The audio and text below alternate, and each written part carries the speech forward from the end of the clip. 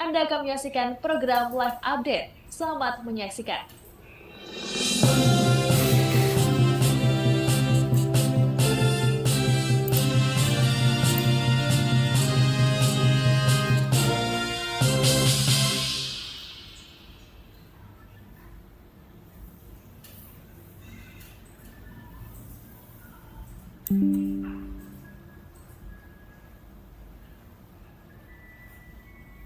Halo Tribuners, Anda sedang menyaksikan live update siang Tribunnews edisi Selasa 6 Agustus 2024. Hari ini akan kami sajikan informasi terkini dari berbagai daerah di Indonesia. Bersama saya Adila Risna, kita jelang live update siang selengkapnya. Tribunnews, bunyi ketukan palu Ketua Majelis Hakim Pengadilan Negeri Bangkalan Ernila Widi Kartika atas vonis 10 tahun terhadap dua terdakwa perkara Jarok Hasan Basri dan Muhwardi. Warga desa Bumi Anyar, Kecamatan Bumi Anyar memantik suara isak tangis di ruang sidang utama PN Bangkalan, yakni pada Senin 5 Agustus 2024. Dua terdakwa yang merupakan kakak adik tersebut perlahan meninggalkan ruang sidang. Dengan kedua mata tampak sebab satu persatu anggota keluarga dan kerabat memeluk Hasan dan Wardi secara bergantian. Terkait hal tersebut, informasi selengkapnya akan disampaikan langsung oleh rekan wartawan Tribun Madura. Ahmad Faisal Edo, silakan untuk laporan lengkapnya. Baik rekan Adila, benar, selamat siang. Majelis Hakim Pengadilan Negeri Kabupaten Bangkalan menjatuhkan vonis masing-masing 10 tahun penjara terhadap dua terdakwa Jarok Hasan Basri berusia 40 tahun dan Muhammad Wardi berusia 35 tahun dalam sidang putusan pada Senin 5 Agustus 2024 kemarin. Vonis terhadap kakak beradik asal desa Bumi Anyar, Kecamatan Tanjung Bukit itu lebih rendah dari dakwaan jaksa penuntut umum dalam sidang tuntutan pada 23 Juni 2024 lalu. Sebelumnya, jaksa penuntut umum menuntut Hasan selama 15 tahun penjara dan Wardi selama 14 tahun penjara atas tindak pidana pembunuhan berencana, bagaimana diatur dalam pasal 340 KUHP junto pasal 55 ayat 1 KUHP. Dalam sidang vonis kemarin, Ketua Majelis Hakim sekaligus Ketua Pengadilan Negeri Kabupaten Bangkalan Ernila Widi Kartika memutuskan terdakwa Hasan dan Wardi tidak terbukti dan terbebas dari dakwaan pasal 340 KUHP sebagaimana yang didakwakan pihak jaksa penuntut umum. Ernila menyebut kedua terdakwa dinyatakan bersalah melakukan tindak pidana turut serta melakukan pembunuhan sehingga menghilangkan nyawa orang lain, bagaimana dirumuskan dalam pasal 338 KUHP junto pasal 55 ayat 1 KUHP. Menanggapi putusan Majelis Hakim, jaksa penuntut umum Haidar Rahman mengaku akan memanfaatkan waktu yang tersedia selama 7 hari ke depan untuk menyikapi putusan 10 tahun terhadap terdakwa Hasan dan Wardi. Dia mengaku pihaknya akan pikir-pikir sekaligus berkoordinasi dengan tim termasuk dengan pimpinan. Sementara Ketua Tim Kuasa Hukum Bahtiar Pradinata mengungkapkan pihaknya mengapresiasi terhadap putusan Majelis Hakim karena telah mempertimbangkan dan seluruh fakta hukum telah termuat secara utuh dalam persidangan vonis sehingga terdakwa Hasan dan Wardi tidak terbukti melakukan tindak pidana pembunuhan berencana sebagaimana tuntutan jaksa penuntut umum. Kendati demikian, pihak kuasa hukum masih akan mempelajari dan mempertimbangkan apakah akan menerima atau akan mengajukan upaya hukum atas vonis 10 tahun yang dijatuhkan Majelis Hakim. Demikian rekan Adila dari Bangkalan dapat kami laporkan. Baik, terima kasih. Untuk informasi lengkapnya silakan bertugas kembali. Tribuners, wartawan kami telah menghimpun wawancara bersama jaksa penuntut umum yakni Haidar Rahman dan Ketua Tim Kuasa Hukum terdakwa Bahtiar Pradinata. Berikut untuk ketayangan. Menanggapi putusan vonis tadi Pak. Jadi kami selaku kuasa hukum terdakwa Hasan dan Wardi, kami menghormati putusan pengadilan. Apapun instrumennya, memang yang kami apresiasi terhadap putusan tadi, katanya putusan tersebut telah termuat secara utuh mengatur dalam persidangan, yang mana fakta hukum itu tidak termuat di dalam putusan jaksa penuntut umum, tetapi oleh majelis hakim dimuat sebetulnya di dalam pidana. Memang suatu hal yang biasa ketika jaksa penuntut umum membacakan tuntutannya atau memasang tuntutannya itu tidak sesuai dengan fakta persidangan. Masih ada waktu 7 hari untuk pikir-pikir. Nanti kami koordinasikan dengan timnya, juga dengan pimpinan untuk menyikapinya. Seperti itu. Jadi masih butuh waktu 7 hari? Iya, untuk memanfaatkan waktu 7 hari. Kira-kira untuk 7 hari ini bagaimana kita?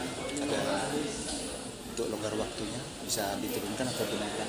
Ya makanya nanti kan kita lihat sampai 3 hari. Oke, terima kasih Pak. Seperti menanggapi putusan vonis tadi Pak. Jadi kami selaku kuasa hukum terdakwa Hasan Al-Banti kami akan menghormati putusan pengadilan. Apapun instrumennya teman yang kami apresiasi terhadap putusan tadi, makanya putusan tersebut telah termuat secara utuh berlaku dalam persidangan.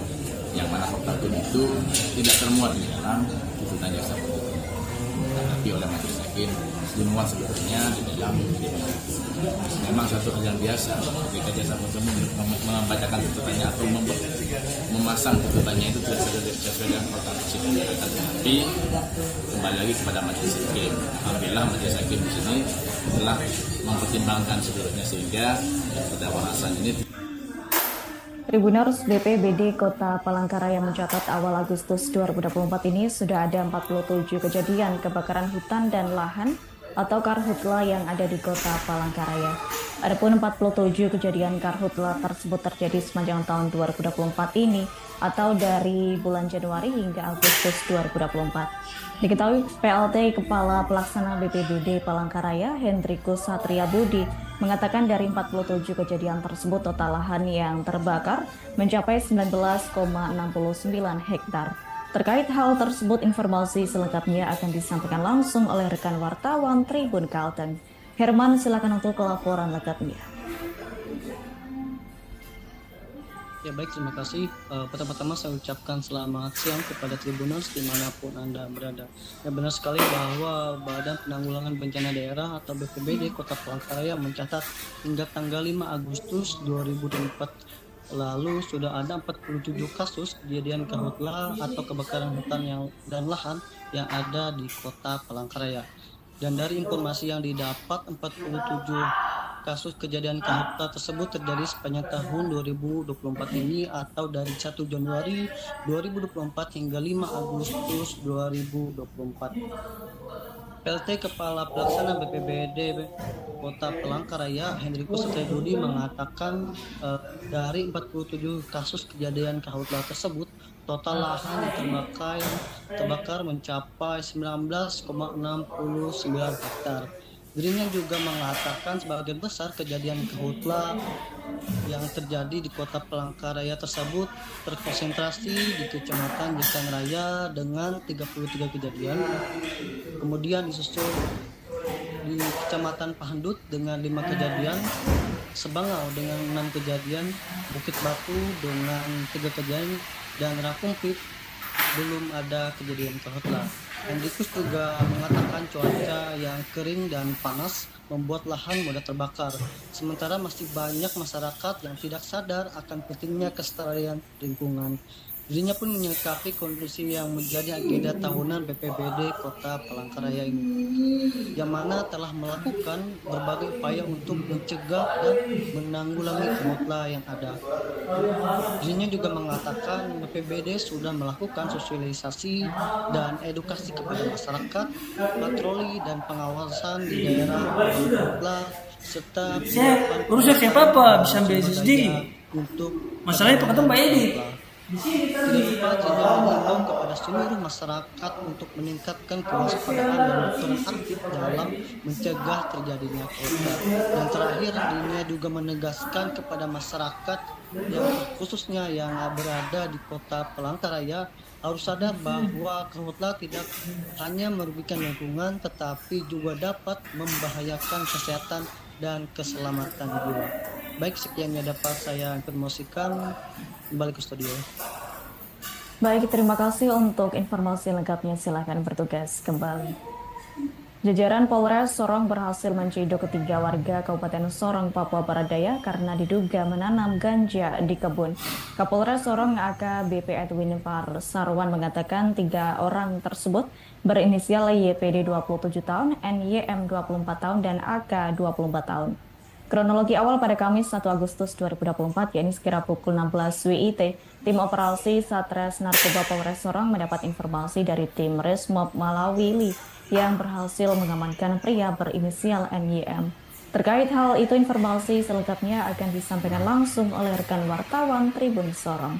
Aldi Tamge, silakan untuk laporan lengkapnya. Ya, terima kasih host Adila yang dapat kami kabarkan dari Kabupaten Sorong, Papua Barat Daya. Jajaran Polres Sorong telah berhasil menciduk 3 warga Kabupaten Sorong, Papua Barat Daya karena diduga menanam ganja di kebun. Kapolres Sorong AKBP Edwin Persaruan mengatakan 3 orang tersebut berinisial YPD usia 27 tahun, kemudian NYM berusia 24 tahun dan AK berusia 24 tahun. Kronologi awal pada Kamis 1 Agustus 2024 pukul 16.00 waktu Indonesia Timur, tim operasi Satres Narkoba Polres Sorong mendapat informasi dari tim Resmob Malawili yang berhasil mengamankan pria berinisial NM. Kemudian dari hasil pemeriksaan tim Resmob Malawili berhasil menemukan sebuah video di kebun dan terdapat beberapa tanaman yang diduga ganja pada HP milik NYM. Selanjutnya Kasat Reskrim melaksanakan koordinasi dengan Kasat Narkoba guna melakukan penyelidikan di tempat kejadian perkara atau TKP pada video tersebut. Pukul 17.00 waktu Indonesia Timur, tim personal Satres Narkoba bergerak menuju TKP yang dipimpin langsung oleh Kasat Narkoba Polres Sorong. Kemudian lanjut dia pada pukul dia akan berpengaruh sih di layar. Satres Narkoba Polres Sorong berkoordinasi dengan tim Resmob Malawili guna membawa NYM beserta barang bukti. Jenis tanaman ganja itu disimpan di sebuah pondok pada lahan kebun dan mengamankan 44 pohon diduga jenis ganja. Selanjutnya gabungan Satres Narkoba membawa barang bukti beserta NYM ke Mapolres Sorong guna pemeriksaan lebih lanjut. Berdasarkan pengakuan NYM bahwa tanaman tersebut milik bersama dengan 2 teman lainnya yakni YPD dan AK. Kemudian pada pukul 21 waktu Indonesia Timur, tim gabungan dan Resmob Malawili Polres Sorong berhasil mengamankan 2 tersangka tersebut di Jalan Nipa, Kelurahan Mariat Pantai, Kecamatan Aimas, Kabupaten Sorong. Setelah diamankan, tim Osmal Satres Narkoba melakukan penggeledahan terduga YPD dan mengamankan sebuah bungkusan diduga biji atau bibit narkotika jenis ganja. Narkotika jenis ganja itu disimpan di dalam tas noken berwarna hitam yang dibungkus dalam plastik bening berukuran kecil. Kemudian pada pukul 22.00 waktu Indonesia Timur, kedua terduga dan barang bukti diamankan menuju Mapolres Sorong guna diproses lebih lanjut. Berdasarkan hasil pemeriksaan dari keterangan terduga, pelaku menjelaskan bahwa para pelaku menanam dan merawat pohon ganja itu untuk sekedar uji coba dan berhasil tumbuh, dan para pelaku menanam pohon ganja itu untuk digunakan sendiri. Kapolres bilang motif dari terduga pelaku yakni mencari keuntungan dan memperluas jaringan. Alat bukti yang didapatkan yang dipegang oleh jajaran Polres Sorong yakni ganja dan hasil urin. Barang bukti dari NYM yakni 44 batang pohon yang ditanam di dalam pot, 1 bungkusan plastik bening berukuran kecil yang diduga biji atau bibit narkotika berjenis ganja, 1 buah HP merek Samsung berwarna hitam. Sedangkan YPD dan AK berupa HP merek Samsung dan Redmi berwarna hitam.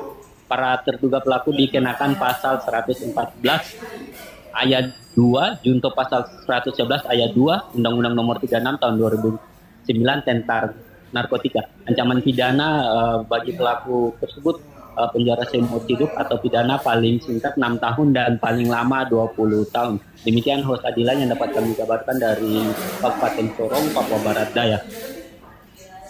Baik, terima kasih untuk informasi lengkapnya. Silakan bertugas kembali. Tribuners, pertemuan kami telah menghimpun wawancara bersama Kapolres Sorong AKBP Edwin Parsarowan. Berikut untuk tayangannya. Waktu Indonesia Timur, tim Resmob Satreskrim Polres Sorong melakukan rangkaian penyelidikan untuk dugaan tindak pidana curanmor.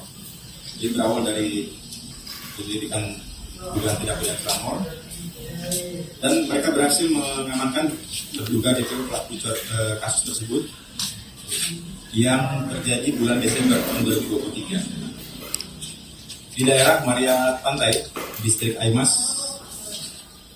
Kemudian pada saat melakukan pengembangan untuk pencarian barang bukti, tim mendapati tanaman ganja, jenis ganja yang ditanam dengan media pot berjumlah saat itu ya masih 39 pot yang diletakkan di dalam sebuah pondok atau rumah kebun. Terduga pelaku yang berada di Jalan Sorong, Kelamono, kilometer 30 Mariat Gunung. Kemudian kasus dilimpahkan ke Sat Narkoba narkoba mengembangkan dan mengirimkan barang bukti ke. Sosok Muhammad Amar Ramadan dan Muhammad Rifki, warga asal desa Mausangkai, Kecamatan Kajuara, Kabupaten Bone, menyita perhatian publik. Bagaimana tidak, murid SD 139 Lare Rea, Kabupaten Sinjai, Sulawesi Selatan tersebut berjuang menyisir sungai dengan menggunakan sampan tanpa bantuan orang dewasa. Adapun mereka menyeberangi Sungai Tangka setiap hari demi menuntut ilmu. Untuk informasi selengkapnya akan disampaikan langsung oleh rekan wartawan Tribun Timur. Takwa Ainun, silakan untuk laporan lengkapnya. Oke rekan, saya Mamin Takwa melaporkan di Kabupaten Sinjai, di mana bocah kelas 2 SD di Bone Sulsel, sekolah lintas kabupaten, berjuang mendayung sampan sampai sisir sungai. Nama kedua bocah tersebut adalah Muhammad Amar Ramadan dan Muhammad Rifki yang seduduk di kelas 2 SD. Tapi perjuangan melanjutkan sekolah melampaui anak seusianya. Bagaimana tidak, murid SD 139 Lararea Kabupaten Sinjai, Sulawesi Selatan ini berjuang menyisir sungai dengan menggunakan sampan tanpa bantuan orang dewasa. Muhammad Amar Ramadan dan Muhammad Rifki merupakan warga asal desa Masangkae, Kecamatan Kajuara, Kabupaten Bone. Ia bersekolah di Kabupaten Sinjai yang bertetangga dengan Kabupaten Bone. Sosok Muhammad Amar Ramadan dan Muhammad Rifki menyita perhatian publik, utamanya di media sosial. Mereka yang berdomisili di Borong Kalukue harus menyeberangi Sungai Tangka setiap hari demi menuntut ilmu. Amar dan sepupunya Rifki bersekolah di SD 139 Lararia, Kabupaten Sinjai. Kini mereka duduk di bangku kelas 2 SD. Jarak yang cukup jauh dan terbatasnya akses jalan darat membuat kedua anak ini memilih bersekolah di Sinjai, Kabupaten tetangga. Sementara jika di sekolah di wilayah Masangkai Bone, jarak dari kediamannya cukup jauh, belum lagi anak harus melewati empang. Namun jika anaknya sekolah di desa Masangkai, maka setiap hari mereka harus berjalan kaki sekitar 5 kilo. Maka dari itu, orang tua kedua bocah tersebut memilih untuk menyekolahkan anaknya di Kabupaten Sinjai. Dari pengakuan kedua bocah tersebut, Muhammad Rifki, dia sudah bersekolah di SD 139 Larare itu sudah 2 tahun dan menggunakan sampan untuk sampai ke sekolah itu menurutnya sudah terbiasa. Ia mengaku tidak takut terjatuh pada saat naik sampan untuk ke sekolahnya. Dalam proses perjalanannya hingga ke sekolah maupun pulang sekolah, dari sekolah ke rumahnya, sewaktu-waktu kedua bocah tersebut dilanda cuaca ekstrim atau hujan dengan intensitas yang sangat tinggi. Namun hal tersebut tidak membuat nyali mereka ciut untuk menuntut ilmu. Sementara dari pengakuan wali kelas 2 SD 139 yang merupakan wali kelas kedua bocah tersebut yang bernama Mardiana, menurutnya kedua bocah tersebut itu merupakan murid yang rajin. Bahkan Rifki dan Amar tak pernah terlambat datang sekolah. Semua tugas yang diberikan dalam pelajaran itu diselesaikan dengan baik. Sementara orang tua Rifki yang bernama Ambotang itu mengaku tidak mengkhawatirkan kondisi anaknya karena sudah terbiasa dan menurutnya kedua anak tersebut sudah mempunyai kemampuan dalam menggunakan transportasi laut seperti sampan. Oke rekan, cukup yang saya bisa laporkan dari Kabupaten Sinjai. Baik, terima kasih untuk informasi lengkapnya. Silakan bertugas kembali. Tribuners, pertemuan kami telah menghimpun wawancara bersama wali kelas yakni Mardiana dan ayah Muhammad Rifki Ambotang. Berikut untuk tayangannya. Ini Bu, kita atas nama siapa Bu? Atas nama Mardiana. Wali kelasnya? Wali kelas 2. Yang tempat sekolahnya Amar dan Rifki ya Bu? Iya. Ibu, ini Amar dan Rifki ini Bu, kesehariannya di sekolah itu bagaimana Bu?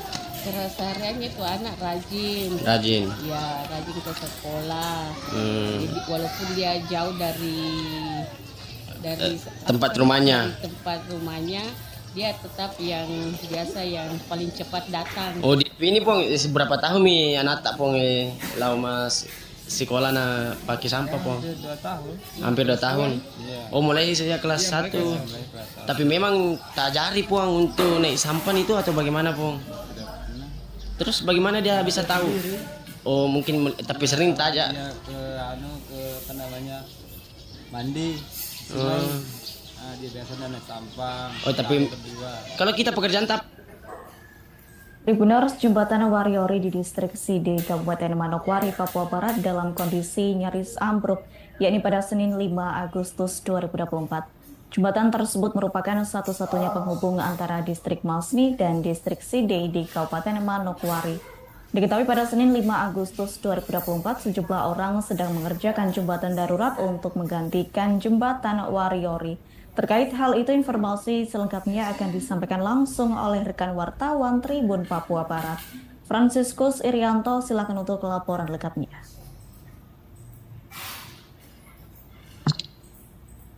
Ya, baik, terima kasih. Baik Adila dan pemirsa Tribuners dimanapun Anda berada. Saya Frans Tiwan akan melaporkan secara langsung dari Manokwari, Papua Barat terkait jembatan Wariori di Kabupaten Manokwari. Jembatan Wariori di distrik Side, Kabupaten Manokwari, Papua Barat dalam kondisi nyaris ambruk.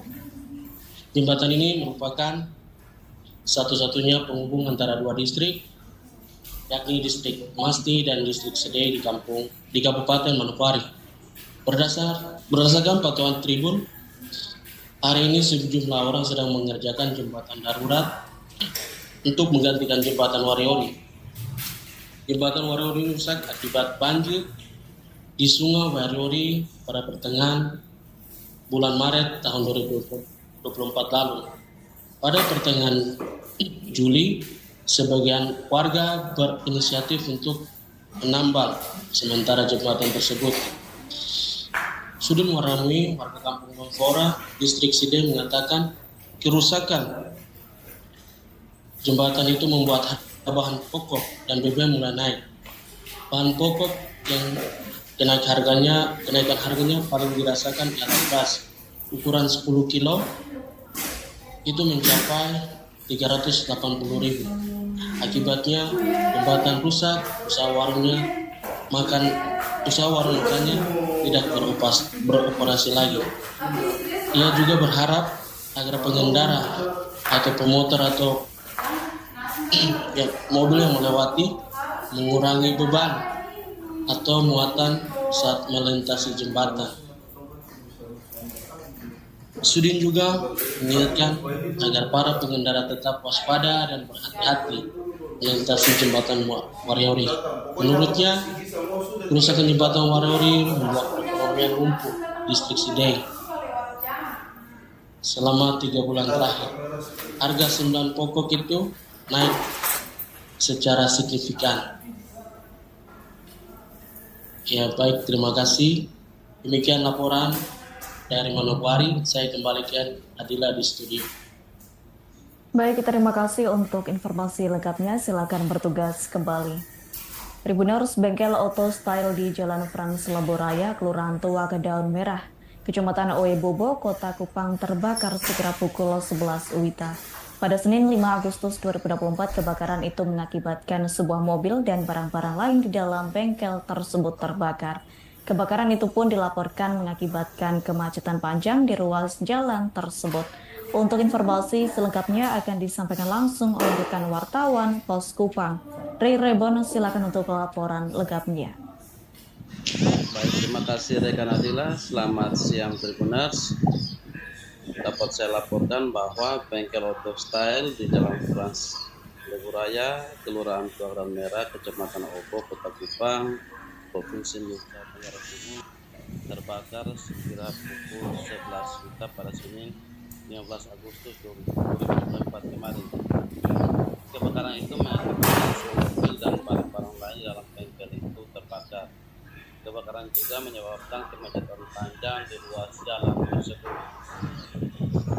Memadamkan api itu beberapa petugas dan 4 armada damkar Kota Kupang terjun ke lokasi kebakaran untuk memadamkan api itu. Selain itu, di lokasi kebakaran telah dipasang garis polisi oleh pihak kepolisian Polresta Kupang Kota.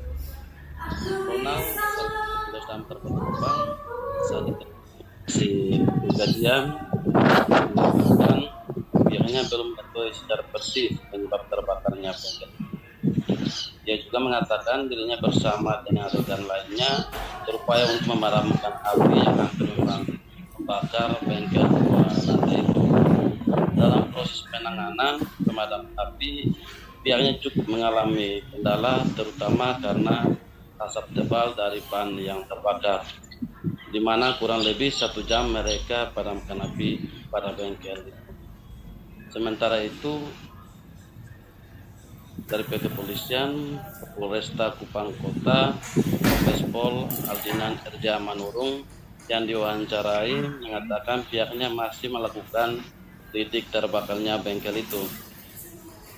Pihaknya juga akan memastikan penyebab terbakarnya bengkel itu dengan meminta informasi atau keterangan dari laboratorium forensik. Menurut mantan Kapolres Kupang itu bahwa dugaan sementara penyebab terbakarnya bengkel itu dikarenakan sedang melakukan servis mobil oleh para montir di bengkel itu. Akibat kebakaran itu 4 montir atau karyawan di bengkel itu mengalami luka bakar dan langsung dilarikan ke rumah sakit. Sementara itu, kata Polresta Kupang Kota, total kerugian akibat kebakaran itu diperkirakan mencapai 25 juta rupiah. Demikian rekan Adila. Baik, terima kasih untuk informasi lengkapnya. Silakan bertugas kembali. Tribuners, anggota Badan Anggaran DPRD Maluku Utara Ishak Nasr mengungkapkan hasil rapat bersama tim anggaran pemerintah daerah atau TAPD terkait kondisi keuangan Pemprov Maluku Utara yang menunjukkan kewajiban utang jangka pendek yang mencapai 1,350 triliun rupiah. Adapun utang tersebut mencakup utang barang dan jasa, belanja modal, serta dana bagi hasil. Ishak juga menjelaskan bahwa pendapatan yang diharapkan pada periode Juli hingga Agustus 2024 diperkirakan mencapai 1,4 triliun rupiah.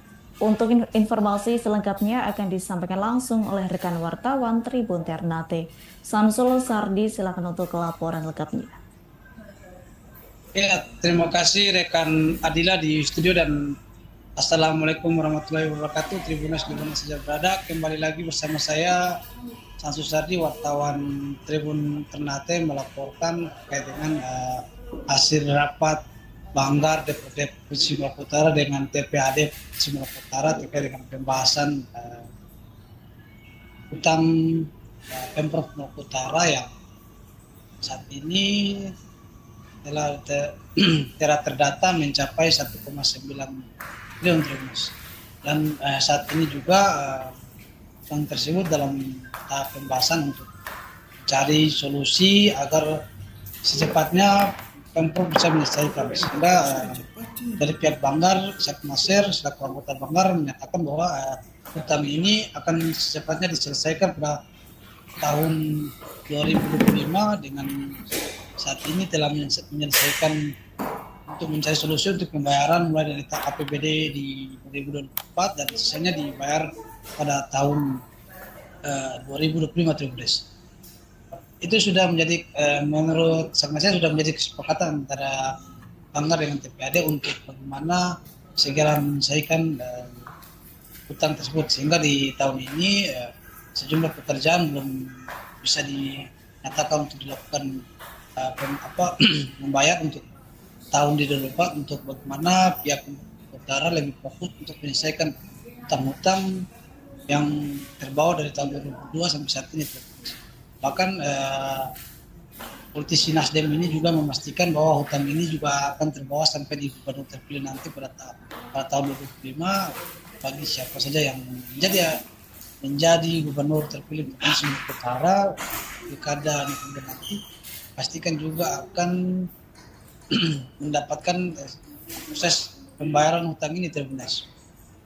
Sehingga dipastikan pada tahun 2026 nanti utang ini sudah selesai. Maka dengan itu di 2 tahun terakhir ini, di antara tahun 2024 dengan nanti tahun 2025, pihak Pemprov Maluku Utara akan segera menyelesaikan dengan melakukan pembayaran, terutama pembayaran pihak ketiga DBH dana bagi hasil dan sejumlah inisiatif pegawai yang juga menjadi prioritas. Namun dari semua itu yang dikatakan pihak DPRD Provinsi Maluku Utara yang menjadi prioritas pembayaran adalah pihak ketiga, tentang pihak ketiga yang masuk pihak konstruksi untuk secepatnya dibayarkan, sehingga itu pihak Banggar DPRD juga meminta tidak ada perlu cemas pihak ketiga yaitu rekanan yang mempunyai hutang di Pemprov Maluku Utara, pihaknya akan segera menyelesaikan dalam waktu dekat ini atau di periode 2004 akhir ini. Mungkin itu aja rekan, saya kembalikan ke studio. Terima kasih. Baik, terima kasih untuk informasi lengkapnya. Silakan bertugas kembali.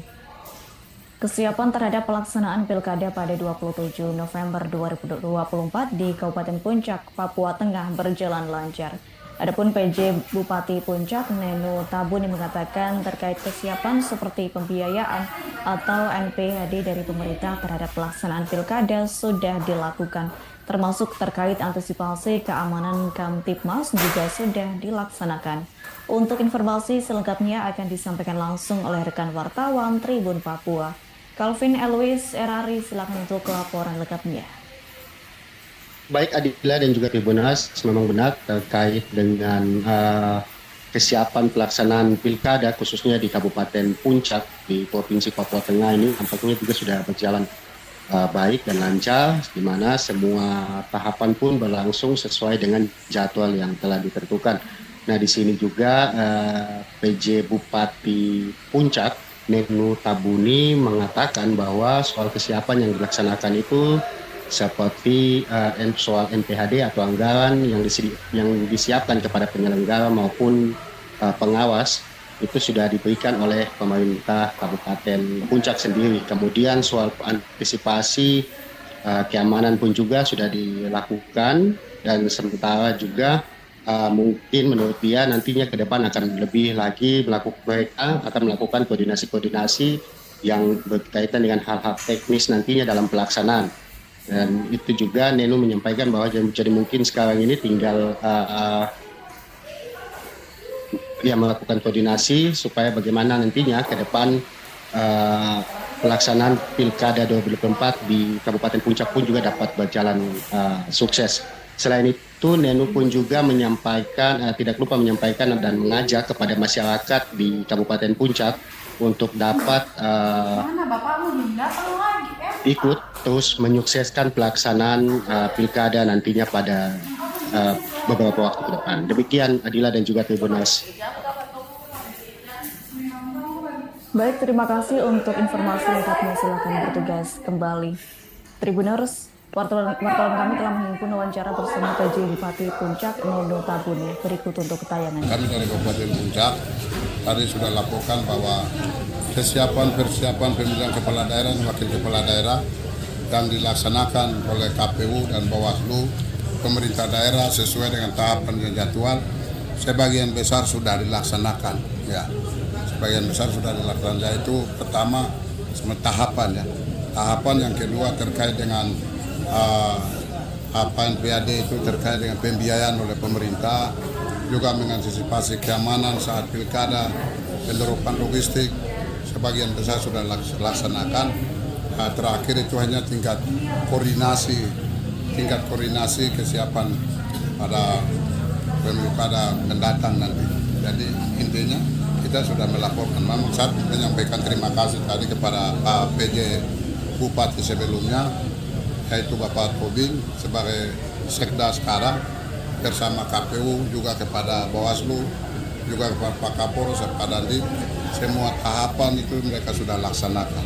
Dan saya beri apresiasi HPJ dengan teman-teman di penyelenggara baik KPU, Bawaslu, TNI, Polri, semua kesiapan sudah laksanakan, tinggal hanya sifatnya koordinasi, rapat-rapat, koordinasi saja.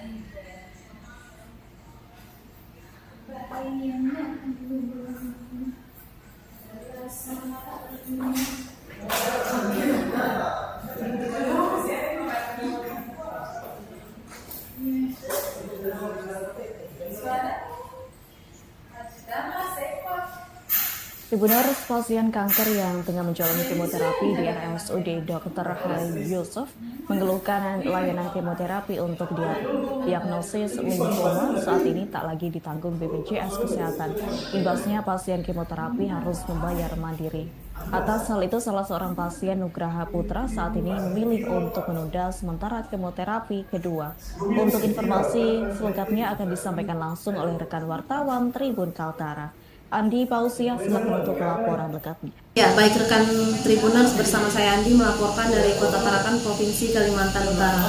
Ya benar, Nugraha Putra, salah seorang pasien yang harus melaksanakan kemoterapi di tanggal 25 Juli kemarin, harus memupuskan harapannya karena kini ia harus membayar mandiri jika ingin melaksanakan kemoterapi. Saat ini ia menunda sementara kemoterapi yang seharusnya dilaksanakan di tanggal 25 Juli untuk kemoterapi kedua.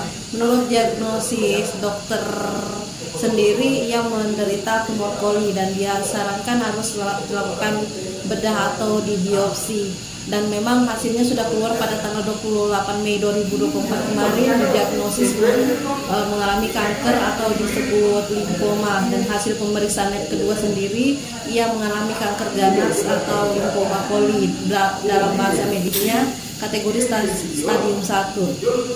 Setelah pemeriksaan di tanggal 25 Juni 2024 kemarin, dia melakukan kemoterapi pertama. Namun yang membuat ia merasa berat karena pada tanggal 20 Juli 2024 kemarin yang mendapatkan informasi dari dalam grup bahwa pasien kemoterapi diputus untuk sementara BPJS Kesehatan atau tidak dijaminkan sementara, dan jika ingin melakukan kemoterapi harus berbayar dikarenakan dokter onkologi dan hematologi tidak lagi bekerja sama dengan BPJS Kesehatan di Rumah Sakit Umum Dr. Haji Yusuf SK. Ia juga sudah berupaya berkomunikasi dengan pihak rumah sakit dan dibenarkan pihak rumah sakit. Menurutnya ini merugikan pihaknya yang selalu rutin membayar iuran setiap bulan. Lalu kemudian kami mengonfirmasi pihak rumah sakit Dr. Haji Yusuf SK yang membenarkan melalui Bapak Dr. Budi Aziz. Ia menyampaikan bahwa untuk pelayanan kemoterapi sendiri untuk pasien sudah diberlakukan tarif alias berbayar. Dan kemudian ia melanjutkan bahwa untuk BPJS Kesehatan sendiri tidak bisa memberikan jaminan untuk sementara waktu sampai pihak rumah sakit memberikan kepastian permintaan komitmen purna waktu ketersediaan dokter penanggung jawab. Namun dalam hal ini ia juga menjelaskan bahwa untuk ketersediaan dokter sendiri memang tidak bisa disiapkan secara purna waktu dikarenakan pertama, dokter di Indonesia ini sangat sedikit jumlahnya. Itu yang disampaikan oleh Bapak PLT Direktur Dr. Budi Aziz.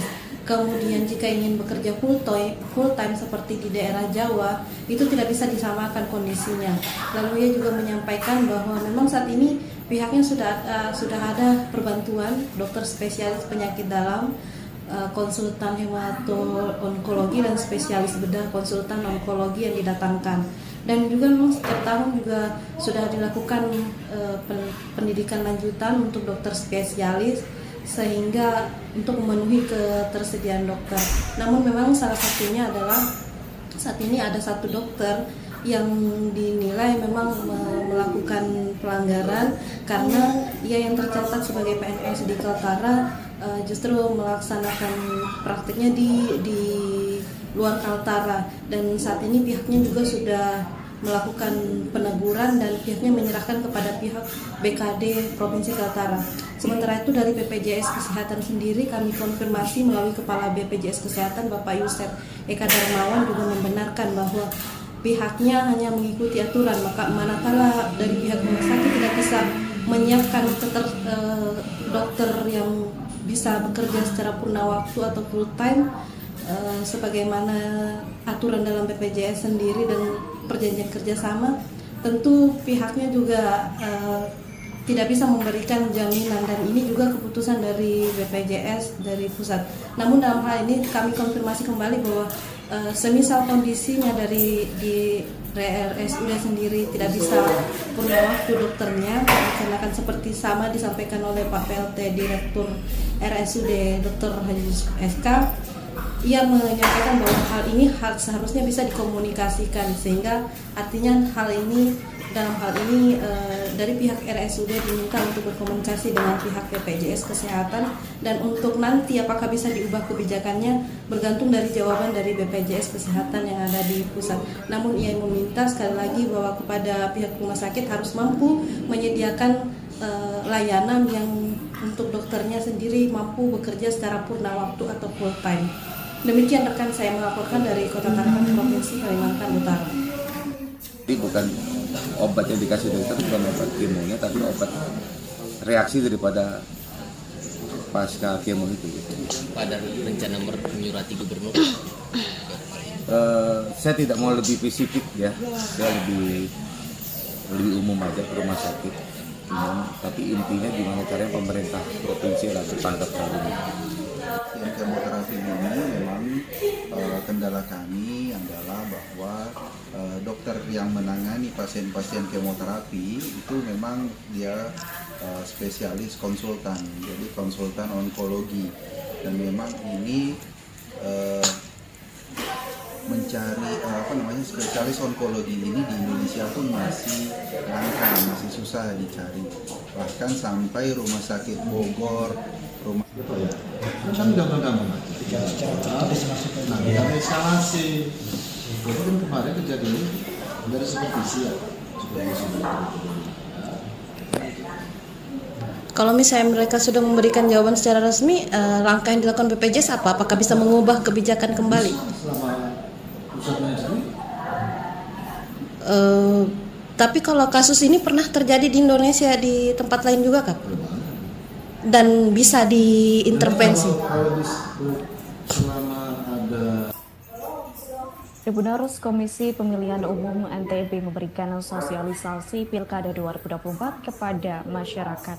Yakni caranya dengan menggandeng komunitas Peresiana untuk roadshow ke desa-desa melakukan sosialisasi tahapan Pilkada 2024. Adapun Lombok Timur atau Lotim menjadi kabupaten pertama di NTB yang dikunjungi oleh KPU.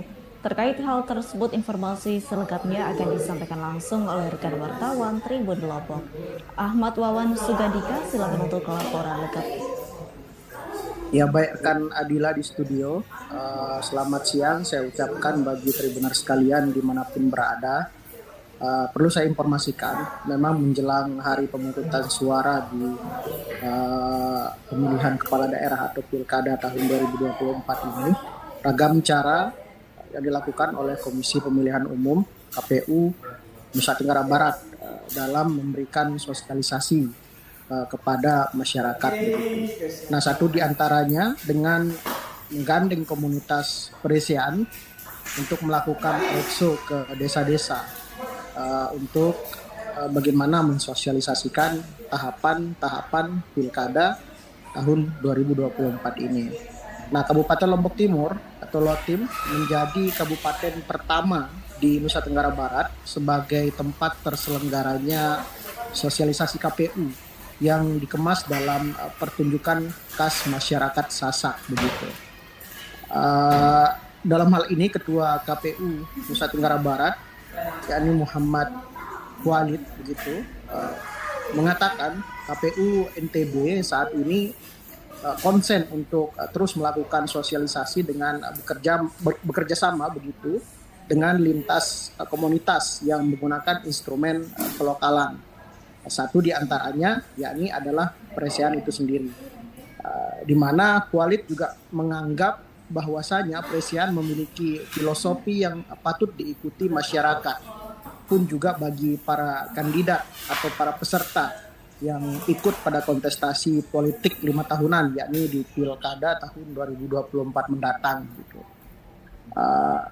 Perlu juga saya sampaikan, Tribuners, bahwa Peresian ini menurut Walid juga ada semangat dan prinsip kompetensi, tetapi diakhiri dengan spirit kebersamaan di dalamnya. Pun begitu juga dengan spirit kesatuan, dan itu kemudian kenapa KPU NTB mengambil Peresian sebagai sarana sosialisasi untuk Pilkada tahun 2024 ini. Nah, spirit itu yang kemudian ingin ditularkan ke para kandidat atau para peserta pada Pilkada 2024 ini.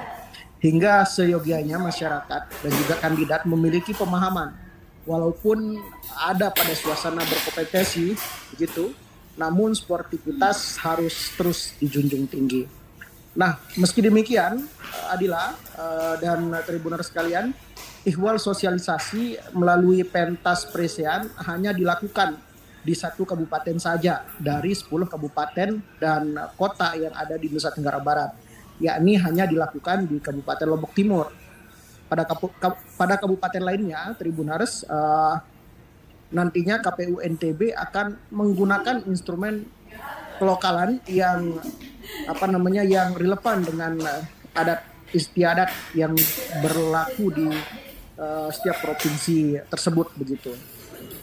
Nantinya sosialisasi di Kabupaten Lombok Timur juga akan dilakukan dengan target sasar 5 kecamatan dalam 5 hari. Di mana upaya sosialisasi yang dilakukan oleh KPU NTB dengan menggunakan instrumen kelokalan ini juga mendapat respon baik dari masyarakat, pun juga dari penjabat Bupati Kabupaten Lombok Timur, yakni Haji Muhammad Juwaini Taufik. Di mana Juwaini Taufik juga mengapresiasi ihwal sosialisasi dengan mengandeng instrumen lokal Presean yang dilakukan oleh KPU Nusa Tenggara Barat ini. Bagaimana menurut Juwaini juga melalui Presean ini dinilai bisa menyentuh semua golongan masyarakat, Tribuners, baik menengah ke bawah ataupun menengah ke atas begitu, karena memang penikmat dari Presean ini juga bisa dikatakan mencangkup semua golongan masyarakat. Nah, terlebih sebagai penjabat yang memiliki tugas satuan diantaranya juga mensukseskan pilkada di daerah, giat sosialisasi dengan menggandeng instrumen lokal dari KPU NTB dinilai PJ Bupati Lombok Timur Haji Muhammad Juwaini Taufik akan sangat berdampak positif begitu. Oleh itu, melalui Presean ini, PJ Bupati Lombok Timur HM Juwaini Taufik juga sekaligus menilai juga sekaligus bisa menyentuh baik itu sosialisasi untuk Pilkada 2024 juga menyentuh program prioritas pemerintah daerah, yakni untuk bagaimana mensosialisasikan juga prinsip-prinsip kepariwisataan yang ada di daerah itu begitu. Mungkin begitu, Adila, yang bisa saya sampaikan. Saya kembalikan ke studio. Baik, terima kasih untuk informasi lengkapnya. Silakan bertugas kembali. Tribuners, Komisi Pemilihan Umum Kabupaten Morowali berencana akan berkoordinasi dengan Dinas Kesehatan terkait tahapan pilkada. Adapun koordinasi tersebut berkaitan dengan tes kesehatan para bakal calon bupati dan wakil bupati yang akan mengikuti pilkada serentak di Morowali tahun 2024. Terkait hal itu, informasi selengkapnya akan disampaikan langsung oleh rekan wartawan Tribun Palu. Syahril, silakan untuk laporan lengkapnya. Baik, selamat siang rekan Adila dan juga Tribuners. Benar sekali seperti yang disampaikan tadi, Komisi Pemilihan Umum atau KPU Kabupaten Morowali berencana akan berkoordinasi dengan atau dinas terkait tes kesehatan para bakal calon bupati dan wakil bupati yang akan mengikuti pilkada serentak di Morowali tahun 2024. Hal itu terkait dengan putusan KPU nomor 1090 tahun 2024 tentang pedoman teknis pemeriksaan kesehatan dalam pemilihan gubernur dan wakil gubernur, bupati dan wakil bupati serta wali kota dan wakil wali kota tahun 2024 yang beberapa waktu lalu ditetapkan oleh KPU RI. Dalam pedoman teknis tersebut tertuang beberapa jenis pemeriksaan kesehatan, diantaranya anamnesis dan analis riwayat kesehatan, pemeriksaan jiwa atau rohani, pemeriksaan fisik atau jasmani, pemeriksaan penunjang wajib, pemeriksaan penunjang penunjang lainnya dan pemeriksaan penunjang atas indikasi sesuai dengan kebutuhan atas pertimbangan dokter pemeriksa. Selain itu juga akan dilakukan pemeriksaan penyalahgunaan narkotika yang bertujuan untuk mengidentifikasi pecandu narkotika, penyalahguna dan korban penyalahgunaan narkotika. Untuk status hasil pemeriksaan kesehatan termasuk bebas penyalahgunaan narkotika bagi para calon gubernur dan wakil gubernur, calon bupati dan wakil bupati, serta calon wali kota dan wakil wali kota tidak harus bebas dari penyakit, kecacatan atau impairment, melainkan setidaknya mereka harus dapat melakukan kegiatan fisik sehari-hari secara mandiri tanpa ada hambatan yang bermakna, dan tidak memiliki penyakit yang diperkirakan akan mengakibatkan kehilangan kemampuan fisik dalam 5 tahun ke depan, serta memiliki kesehatan jiwa sedemikian rupa sehingga tidak kehilangan kemampuan dalam melakukan observasi, menganalisis, membuat keputusan dan berkomunikasi. Berdasarkan wawancara kami dengan Ketua Divisi Teknis Penyelenggara KPU Kabupaten Morowali, Mahfud Subuh, dia mengimbau kepada para partai politik atau parpol, gabungan parpol dan yang akan mengusung pasangan calon bupati dan wakil bupati Kabupaten Morowali untuk selalu memperhatikan regulasi yang ada, terlebih khusus juga terkait Rekomenduknis atau pedoman teknis pemeriksaan kesehatan nomor 1090 tahun 2024 ini. Demikian rekan Adila, kembali ke studio. Baik, terima kasih untuk informasi lengkapnya. Silakan bertugas kembali. Tribuners, wartawan kami telah menghimpun wawancara bersama Ketua Divisi Teknis Penyelenggara KPU Morowali, Mahfud Subuh. Berikut untuk tayangannya. Warahmatullahi wabarakatuh. Saya Mahfud Subuh, Ketua Divisi Teknis Penyelenggaraan KPU Kabupaten Morowali, menyampaikan kepada seluruh masyarakat Kabupaten Morowali, utamanya partai politik atau gabungan partai politik Kabupaten Morowali yang nantinya akan mengusung pasangan calon bupati dan wakil bupati Kabupaten Morowali, bahwa pendaftaran pasangan calon dimulai pada tanggal 27 Agustus tahun 2024 sampai dengan 29 Agustus tahun 2024, yang kemudian dilanjutkan dengan pemeriksaan kesehatan yang dimulai pada tanggal 27 Agustus tahun 2024 sampai dengan 2 September tahun 2024. Kepada partai politik atau gabungan partai politik yang nantinya akan mengusung pasangan calon bupati dan wakil bupati Kabupaten Morowali. Menjelang hari ulang tahun kemerdekaan Republik Indonesia ke-79, usaha penyewaan baju karnaval di Kabupaten Jombang laris manis diserbu pelanggan. Adapun seperti salah satu toko penyewaan baju milik Novia Zuliatin Fadrilatil Munawaroh, 24 tahun, warga desa Kauman, Kecamatan Ngoro, Kabupaten Jombang ini sampai harus bersusah payah melayani pelanggan yang datang ke tokonya untuk menyewa baju. Bukan tanpa alasan para pelanggan tersebut menyewa baju untuk digunakan anak-anaknya dalam kegiatan karnaval yang memperingati hari ulang tahun RI ke-79 yang jatuh pada tanggal 17 Agustus 2024 mendatang. Terkait hal itu, informasi selengkapnya akan disampaikan langsung oleh rekan wartawan Harian Surya. Anggit Puji Widodo, silakan untuk laporan lengkapnya. Terima kasih rekan Adila di studio dan selamat siang untuk Tribuners dimanapun kalian berada. Dari Jombang, Anggit Puji Widodo, Harian Surya mengatakan jelang hari kemerdekaan Republik Indonesia yang ke-79, pengusaha penyewaan baju karnaval di Desa Kauman, Kecamatan Ngoro, Kabupaten Jombang, yaitu Novia Zuliatin atau akrab disapa Ila ini kebanjiran rezeki ya, karena toko penyewaan baju karnavalnya ini banyak dikunjungi oleh pelanggan yang ingin menyewa baju karnaval untuk kegiatan dalam memeriahkan hari ulang tahun RI ke-79. Adapun para pelanggan yang datang ini beragam, mulai dari ibu-ibu beserta anaknya, mulai dari anak-anak SMP, SMA hingga mahasiswa yang ingin menyewa baju di tokonya. Di toko Ila sendiri ini menyediakan banyak sekali baju penyewaan, yakni baju adat, terus baju kostum-kostum, kemudian baju-baju profesi yang disewakan. Untuk harga sewanya sendiri terjangkau mulai dari 30.000 hingga 500.000 berbagai ukuran. Ila juga menyediakan baju-baju berbagai ukuran seperti ukuran kecil, sedang hingga besar dan jumbo agar dimaksudkan agar para pelanggan ini tidak bingung ketika mencari baju di tempatnya untuk disewakan. Ila sendiri sudah memulai usaha ini sejak lulus SMA. Jadi sejak lulus SMA dia sudah mulai senang dan mulai fokus di dunia fashion, terutama di salon dan juga penyewaan karnaval ini.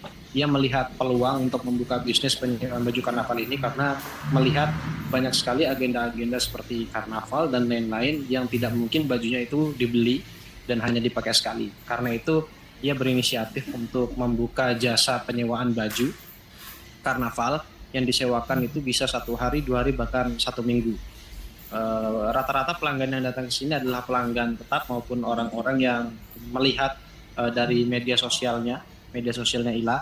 Jadi mereka datang untuk berkunjung dan melihat-lihat baju mana yang kira-kira cocok untuk mereka sewa.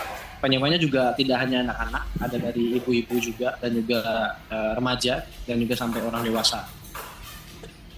Untuk bajunya sendiri ya terjangkau dan banyak pelanggannya juga yang datang ke sana, sehingga setiap hari apalagi menjelang Agustusan ini Ila mengalami peningkatan penghasilan yang cukup signifikan. Dari hari-hari biasa dia hanya mendapatkan keuntungan yang tidak seberapa, namun menjelang hari kemerdekaan ini keuntungan yang ia dapatkan bisa mencapai 100%. Karena itu ia berharap ke depannya apa yang terjadi saat ini ya bisa terus berjalan seperti semula. Demikian rekan Adila, bisa saya kabarkan dari Jombang, Jawa Timur, Amit Pujidodo kembali ke studio. Terima kasih. Baik, terima kasih untuk informasi lengkapnya. Silakan bertugas kembali. Tribuners, wartawan kami telah menghimpun wawancara bersama Novia Zuliatin selaku owner toko jasa penyewaan baju karnaval. Berikut untuk tayangan. Mbak, di sini menyewakan apa aja ya? Di sini menyewakan baju adat, baju profesi, dan juga kostum maskot untuk ukuran mulai dari standar anak-anak hingga dewasa. Untuk kebutuhan karnaval semua ada ya?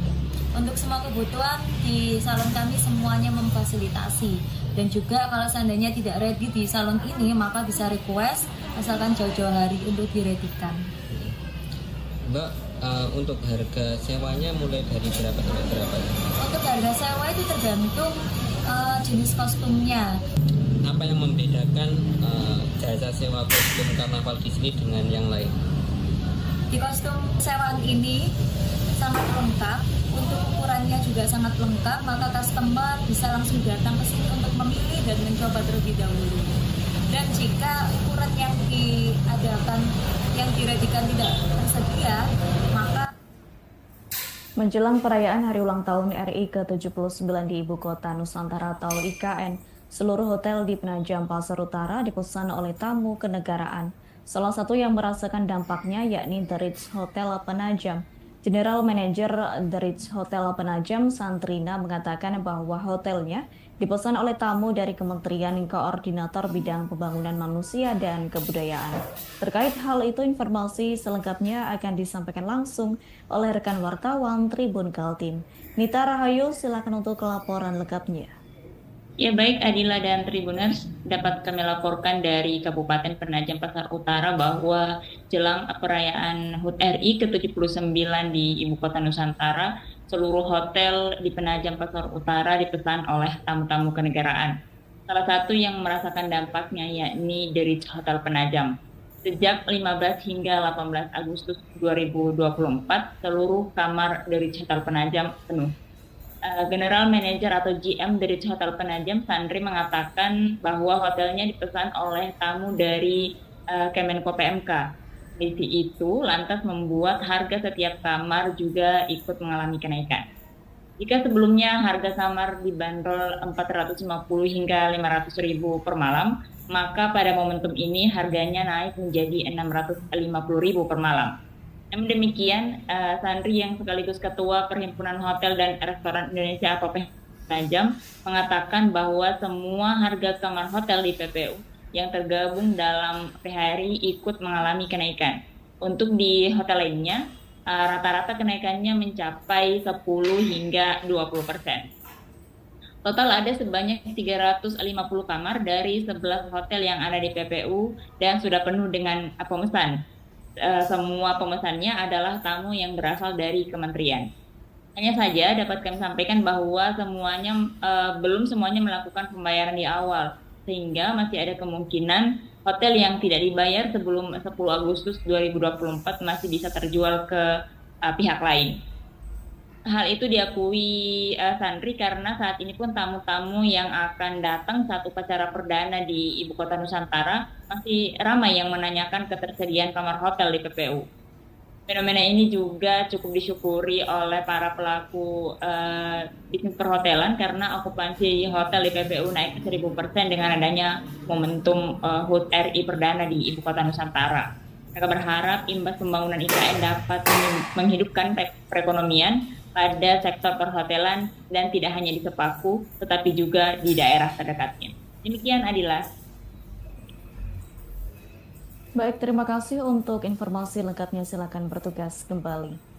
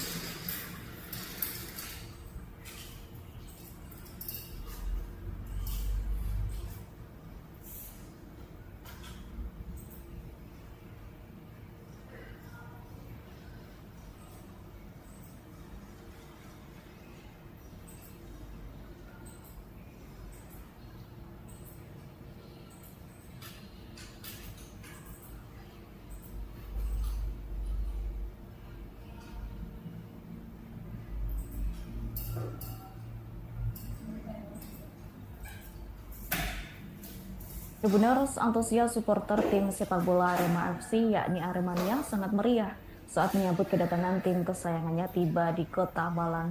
Adapun Arema FC tiba di Kota Malang dan disambut ribuan Aremania usai menjuarai Piala Presiden 2024 di Eksitel Madiopuro, Kota Malang, Jawa Timur pada Senin 5 Agustus 2024. Aremania melakukan penyambutan dengan menyalakan flare dan sejumlah banner bertuliskan Champions.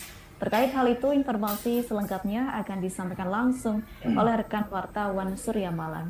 Purwanto, silakan untuk laporan lengkapnya. Selamat siang Tribuners dan juga pemirsa Surya. Dapat kami laporkan bahwasanya tim Arema FC menjuarai Piala Presiden 2024 usai mengalahkan tim sepak bola dari Borneo FC pada laga final Piala Presiden 2024 di Stadion Manan Solo pada minggu kemarin. Usai menjuarai, tim Arema FC pulang ke Malang dengan disambut ribuan supporternya yaitu Aremania. Mereka menunggu di gerbang Eksitel Madiopuro Kota Malang sejak pukul 2 siang. Para supporter menyalakan flare dan yel-yel kepada para pemain, staf dan ofisial tim saat tiba di gerbang Eksitel Madiopuro Kota Malang. Nampak ribuan Aremania mengawal kedatangan tim dari Eksitel menuju kawasan mes atau tempat tinggal para pemain dan ofisial di Jalan Rasep, Kota Malang. Saat penyambutan, nampak sejumlah Aremania menyalakan flare dan juga yel-yel sepanjang jalan dari kawasan Eksitel Madiopuro menuju berkeliling ke kawasan Balai Kota Malang, kawasan Kayu Tangan, hingga sampai di kawasan mes di milik Arema di kawasan Jalan Raya Langsung Kota Malang. Salah satu Aremania mengungkapkan bahwasanya kegembiraan mereka karena ini adalah gelar juara untuk kesekian kalinya bagi tim Arema FC untuk menjuarai Piala Presiden 2024. Salah satu pemain yaitu Ahmad Maulana mengungkapkan bahwasanya rasa syukur yang dia dapat usai menjuarai Piala Presiden 2024 di Manahan Solo usai mengalahkan tim Borneo FC pada final minggu kemarin. Seperti itu Adila, kembali ke studio. Baik, terima kasih untuk informasi lengkapnya. Silakan bertugas kembali. Tribuners, harga cabai di sejumlah pasar tradisional di wilayah Situbondo sejak 1 minggu berangsur turun. Sebelumnya harga cabai pedasnya mencapai sebesar Rp80.000 hingga Rp70.000. Namun saat ini harga jual lombok ke konsumen mencapai Rp60.000. Terkait hal itu, informasi selengkapnya akan disampaikan langsung oleh rekan wartawan Tribun Jatim Timur. Izzy Hartono, silakan untuk laporan lengkapnya. Baik, rekan Adila, pemirsa Tribun, dapat kami laporkan dari Situbondo. Harga cabai di sejumlah pasar tradisional di wilayah Situbondo sejak 1 minggu terakhir ini berangsur-angsur turun. Sebelumnya, harga cabai pedasnya mencapai sebesar Rp80.000 hingga Rp70.000 per kilogramnya. Namun saat ini harga jual lombok ke konsumen mencapai Rp60.000. Salah satu seorang pedagang di Pasar Adirejo, Sutikno, mengatakan saat ini dirinya menjual cabai kepada pelanggannya sebesar Rp60.000 per kilogramnya. Bahkan dirinya mengaku membeli ke distributor cabai dengan harga Rp54.000 sampai Rp55.000 per kilogramnya. Sehingga dia mendapatkan laba atau untung sebesar Rp6.000 sampai Rp5.000 per kilogramnya. Pedagang asal perumahan Ayuban, Kelurahan Adirejo, Kecamatan Situbondo ini mengatakan dengan menjual harga sebesar Rp60.000 ini karena harga sudah turun dari harga sebelumnya yang tembus mencapai dengan harga Rp70.000 per kilogramnya. Bahkan harga itu termasuk dengan harga eceran. Turunnya harga cabai saat ini, kata Sutikno, dipicu dikarenakan banyaknya panen cabai di tingkat petani. Untuk harga lombok besar lanjutnya dirinya menjual dengan harga sebesar Rp24.000 per kilogramnya, sedangkan untuk cabai ecer dengan harga Rp60.000. Bahkan Sutikno juga menjelaskan harga bawang merah tidak ada penurunan bahkan dan kenaikan karena harganya saat ini masih stabil dengan harga sebesar Rp18.000 per kilogramnya. Hal senada juga disampaikan oleh imam pedagang yang lain jika harga cabai di pasaran turun Rp10.000 dari harga sebelumnya sebesar Rp70.000 per kilogramnya. Bahkan dirinya mengaku harga pasar di pedagang tidak sama, bahkan ada sekitar 1.000 dan sampai 2.000 selisih dari harga yang sudah ditentukan di pasar. Imam menjelaskan untuk bawang merah berukuran kecil dijual dengan harga Rp15.000, sedangkan bawang merah berukuran besar dijual dengan harga Rp18.000 per kilogramnya. Bahkan Imam menjelaskan besaran harga ini tergantung daripada besar dan kualitas daripada bawang tersebut.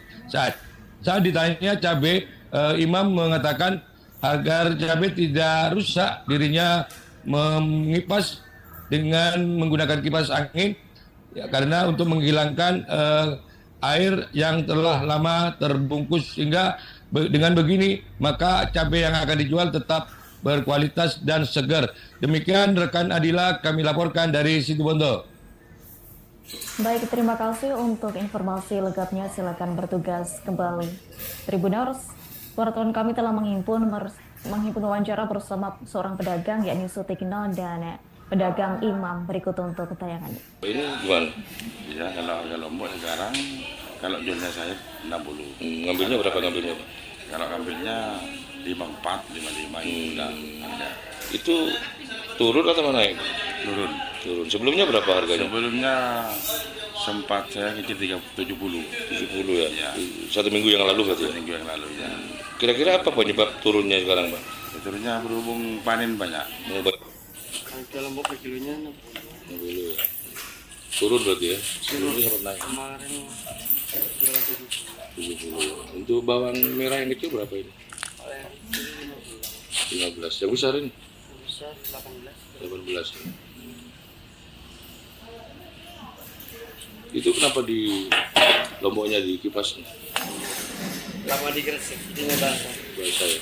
Untuk antisipasi kebusukan ya. Iya. Kalau tidak di... Tempat wisata Kampung Coklat di Kademangan, Kabupaten Blitar menggelar berbagai acara untuk memeriahkan hari ulang tahun ke-10 Kampung Coklat dan hari jadi ke-700 Kabupaten Blitar pada Agustus 2024 ini. Rangkaian acara untuk merayakan hari ulang tahun ke-10 Kampung Coklat diawali dengan menggratiskan tiket masuk untuk pengunjung, yakni pada Senin 5 Agustus 2024. Lalu pada tanggal 11 Agustus 2024 mendatang, Kampung Coklat akan menggelar pengajian Gus Idan. Terkait hal itu, informasi selengkapnya akan disampaikan langsung oleh rekan wartawan Tribun Mataraman. Samsul Hadi, silakan untuk laporan lengkapnya. Ya baik, selamat siang Adila dan Tribuners. Tempat wisata edukasi Kampung Coklat yang berada di Kademangan, Kabupaten Blitar mengadakan berbagai acara untuk memperingati hari ulang tahun ke-10 Kampung Coklat pada 2024 ini. Jadi acara diawali kemarin dengan menggratiskan tiket masuk untuk para pengunjung di Kampung Coklat. Jadi untuk tiket pengunjung ini kalau normal tiket pengunjung untuk reguler 20 per orang, sedangkan tiket terusan itu harganya 35.000 per orang. Dan kemarin Kampung Coklat menggratiskan tiket masuk bagi para pengunjung. Dan nanti pada tanggal 11 Agustus 2024 Kampung Coklat juga menggelar kajian dengan menghadirkan Gus Idam yang dari Blitar. Dan pada puncaknya 17 Agustus sebagai puncak hari ulang tahun Kampung Coklat yang ke-10, Kampung Coklat kembali menggratiskan tiket masuk kepada para pengunjung yang datang ke lokasi. Jadi selain itu nanti pada 17 Agustus 2024 Kampung Coklat juga melaunching buka sampai malam. Jadi para pengunjung yang datang ke Kampung Coklat di atas pukul 5 sore itu akan digratiskan. Itu selamanya, setelah tanggal 17 Agustus 2024. Jadi mereka buka jam layanan pada malam hari dengan gratis, tidak ada tiket masuk. Dan nanti pada 29 Agustus 2024 Kampung Coklat juga akan menggelar lomba pewarnai untuk anak-anak pelajar. Dan acara ini sebenarnya dilakukan tiap tahun oleh manajemen Kampung Coklat tiap memperingati hari ulang tahun tempat wisata edukasi Kampung Coklat. Dan kemarin manajer marketing wisata Kampung Coklat, Edi Purwanto, mengatakan kegiatan ini memang diadakan untuk memberikan manfaat kepada masyarakat. Mungkin ada masyarakat yang ingin ke Kampung Coklat tapi tidak memiliki biaya, mereka bisa manfaatkan layanan ini, tiket masuk gratis ke Kampung Coklat. Dan Kampung Coklat juga terus berbenah, dan ini sebentar lagi mereka juga akan mengadakan wahana baru, yaitu glamping atau area camping yang berada di kawasan Kampung Coklat dengan kapasitas bisa untuk menampung 300 orang, dan itu sudah dibuka pada HUT ke-10 Kampung Coklat di Kademangan, Kabupaten Blitar. Demikian Adila, kembali ke studio. Baik, terima kasih untuk informasi lengkapnya. Silakan bertugas kembali. Tribuners, wartawan kami telah menghimpun wawancara bersama Direktur Marketing Tempat Wisata Edukasi Kampung Coklat, yakni Edi Purwanto. Berikut untuk tayangan. Di harlahnya Kampung Coklat yang ke-10, alhamdulillah kita sudah harlah yang ke-10 Kampung Coklat, ada berbagai agenda rangkaian acara, yaitu hari ini tanggal 5 gratis masuk ke Kampung Coklat. Yang selanjutnya yaitu tanggal 11 itu ada pengajian bersama Gus Idam Muhammad. Terus selanjutnya tanggal 17 itu adalah puncaknya, itu juga masuk ke Kampung Coklat gratis.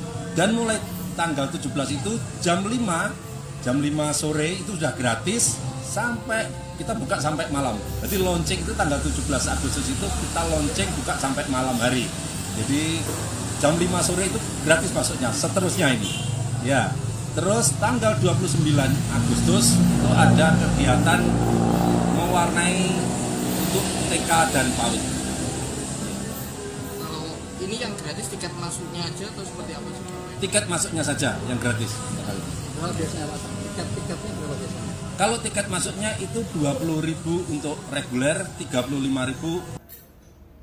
Tribuners, Bima Nata resmi dilantik menjadi anggota DPRD Badung periode 2024 hingga 2029 pada Senin 5 Agustus. Dengan dilantiknya menjadi anggota DPRD, pihaknya menjadi DPRD termuda dari 45 DPRD yang sudah dilantik. Bahkan dalam 5 tahun ke depan selaku Wakil Rakyat Putra Mahkota Bupati Badung Inyoman Giri Prasta itu pun mengaku akan melanjutkan dan mengawal program ayahnya. Terkait hal tersebut, informasi selengkapnya akan disampaikan langsung oleh rekan wartawan Tribun Bali. Ikomang Agus Arianta, silakan untuk laporan lengkapnya. Terima kasih Adila.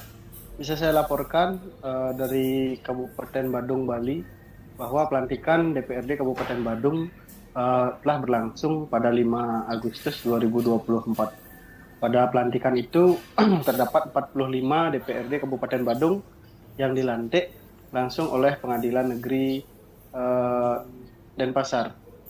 Bahkan dari 45 ada menarik satu anggota DPRD yang merupakan anak dari Bupati Badung, yakni Bima Nata. Bima Nata ini merupakan DPRD termuda dengan umur 25 tahun. Dia menjabat sebagai Ketua DPRD dengan menggeser incumbent di Dapil Kecamatan Petang, Kabupaten Badung. Dari hasil wawancara kepada Bima Nata, menurutnya selama 5 tahun ke depan pihaknya akan terus mengawal dan melanjutkan program ayahnya sendiri, yaitu Bupati Badung, terkait dengan kemajuan pertanian dan peternakan yang ada di Kabupaten Badung. Mengingat saat ini di Kabupaten Badung, pemerintah setempat melalui pemerintah Kabupaten Badung menggencarkan pertanian dan peternakan. Bahkan khususnya di Dapil Kecamatan Petang, yakni Dapil Bima Nata sendiri, sebagian besar masyarakat melakukan kegiatan pertanian dan beternak. Jadi Bima Nata ingin memajukan peternak, selain berkembang di dunia pariwisata Kabupaten Badung, juga ingin memajukan peternak dan pertanian. Bahkan dari hasil wawancara terakhir kepada Bupati Badung Inyoman Giri Prasta, beliau mengatakan bahwa mengungkapkan rasa bangga kepada anaknya telah terpilih menjadi anggota dewan di Kabupaten Badung. Meski umur masih muda, namun Giri Prasta mengakui bahwa anaknya itu selalu taat dan sukses merebut hati masyarakat hingga memperoleh menjadi DPRD, memperoleh suara terbanyak di Dapil Kecamatan Petang. Selain itu, Giri Prasta juga mengaku bahwa Bima Nata baru lulus kuliah, yakni di Universitas Udayana. Setelah itu menahkodai Ketua PAC PDI Perjuangan di Kecamatan Petang. Dengan terjun ke dunia politik, Bima Nata terpilih menjadi anggota DPRD, dan Giri Prasta berharap Bima Nata bisa memfasilitasi masyarakat dalam berbagai hal, termasuk bisa mengayomi masyarakat di Kabupaten Badung untuk Kabupaten Badung ke depan agar lebih maju. Seperti itu, Adila. Baik, terima kasih untuk informasi lengkapnya. Silakan bertugas kembali. Seorang kakak berinisial B 21 tahun saat ini ditahan di sel Polres Mamuju Tengah karena meruda paksa adik kandungnya berinisial H 16 tahun. Pelaku ditangkap di rumahnya di Desa Budong-Budong, Kecamatan Topoyo, Kabupaten Mamuju Tengah, Sulawesi Barat. Pelaku terancam Pasal 81 Ayat 1 dan Undang-Undang Nomor 23 Tahun 2002 tentang Perlindungan Anak dengan hukuman ancaman maksimal 15 tahun penjara. Terkait hal itu, informasi selengkapnya akan disampaikan langsung oleh rekan wartawan Tribun Sulbar. Sandi Anugrah, silakan untuk laporan lengkapnya. Ya, baik Adila, terima kasih. Adila dan Tribuner, bisa saya laporkan bahwa seorang kakak inisial B alamat Desa Budong-Budong, Kabupaten Mamuju Tengah, Sulawesi Barat, ini ditahan di sel Polres Mamuju Tengah karena melakukan pelecehan terhadap adik kandungnya sendiri yang berinisial H umur 16 tahun. Pelaku diamankan di rumahnya di Desa Budong-Budong, Kecamatan Boyo, Kabupaten Mamuju Tengah, Sulawesi Barat, sejak hari Sabtu kemarin. Modus pelaku dengan cara memaksa adik kandungnya untuk bersetubuh demi memuaskan hasratnya. Pelaku terancam pasal 81 ayat 1 dan Undang-Undang Nomor 23 Tahun 2022 tentang perlindungan anak dengan ancaman hukuman maksimal 15 tahun penjara. Saat ditemui di jurnalis Tribun di kantor unit PPA Polres Mamuju Tengah, Satreskrim, pelaku mengaku bahwa dia tega melakukan hal itu karena tak kuat menahan hasratnya. Menurutnya dia melakukan sejak tahun 2022 silam, namun berdasarkan keterangan Kasat Polres Mamuju Tengah itu Freddy, aksi bejatnya itu dilakukan sejak korban atau adiknya sendiri berumur 9 tahun, itu berdasarkan pengakuan korban. Ini pelaku sudah diamankan di Polres Mamuju Tengah, kemudian dilakukan pemeriksaan lanjutan. Adapun korban sudah diamankan oleh Dinas Perlindungan Anak dengan Dinas Sosial Kabupaten Mamuju Tengah. Demikianlah dan Tribuners yang dapat kami laporkan. Baik, terima kasih untuk informasi lengkapnya. Silakan bertugas kembali. Tribuners, wartawan kami telah menghimpun wawancara bersama Kasat Reskrim Polres Mamuju Tengah, yakni itu Freddy. Berikut untuk tayang. Dugaan pencabulan anak di bawah umur. Ya. Jadi memang betul pada hari Sabtu tanggal 3 Agustus kemarin kami mengamankan seorang laki-laki yang diduga telah melakukan persetubuhan terhadap adik kandungnya sendiri.